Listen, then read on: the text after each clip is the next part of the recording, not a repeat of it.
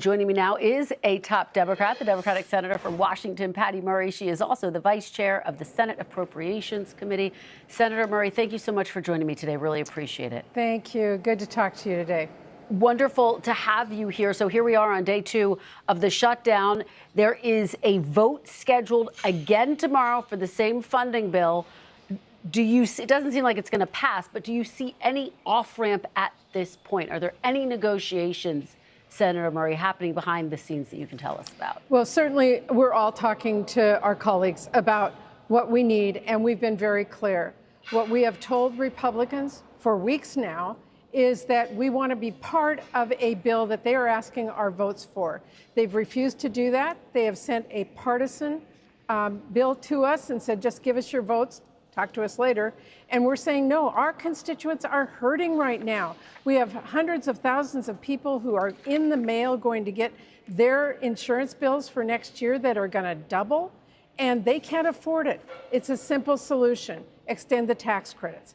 And all we're asking for is have a discussion with us, come to us, let's have a negotiation. And to this point, they've not done this. Republicans are in charge in the White House, in the Senate, and in the House. For this bill, they need our votes, and we are saying we want to make sure our constituents are taken care of and our voices are heard.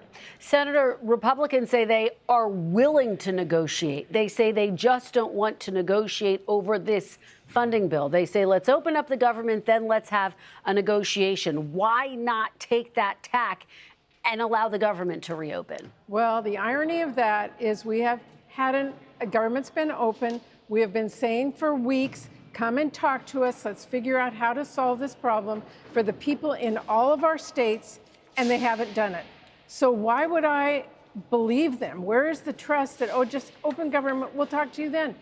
They didn't before. Why would they now? Give us an assurance that that is what you're going to do. That's what we're asking for. I wonder how you see these threats by the president to lay off thousands of federal workers, clearly trying to turn up the heat to get you all to agree to this funding bill. Are you feeling pressure, given that thousands of federal workers could at the very least receive notification that their jobs are going to be eliminated? Well, I will say it is horrendous for this president to threaten people and to cause disruption and to create chaotic situations. Am I surprised? No, that's what he's been doing for months now.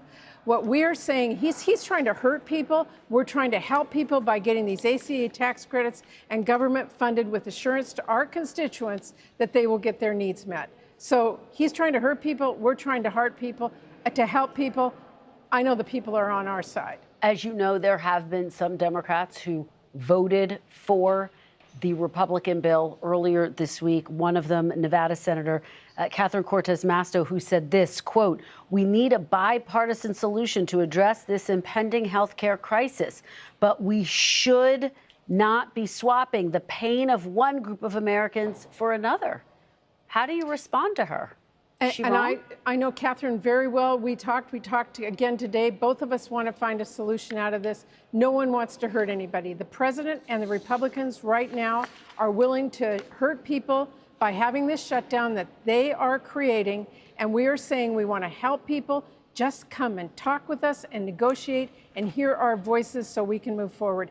I think that's what a democracy is about. I think this is what this moment is about. I think that's what this country wants, and we are willing to stand up tall and fight for it.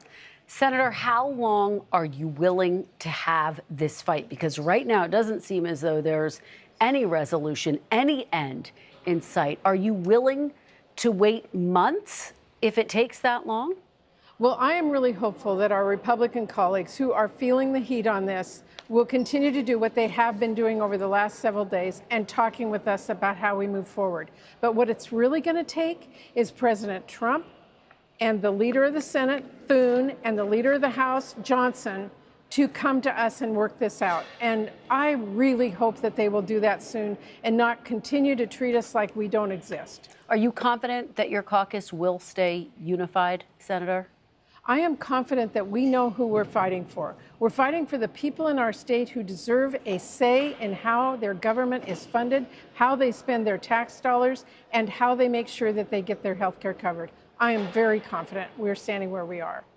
And just finally, I mean, as you look at this situation, you look at the polls, early polls show more people right now are pointing the finger at Republicans, but about a quarter of the people say they don't know who to blame. So that could easily shift over time. Senator, are you worried about the political pain it could cause to Democrats in the long run, particularly ahead of the midterms?